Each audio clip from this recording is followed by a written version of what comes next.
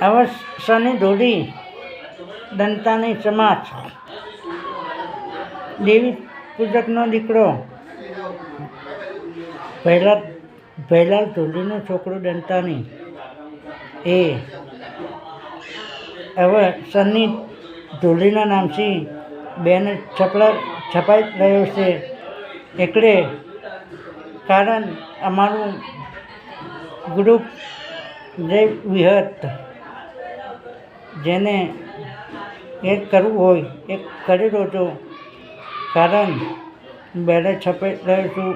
જેને દશમાનામાં ઢોલ વગાડવાની જરૂર પડે તો એક બુક કરજો.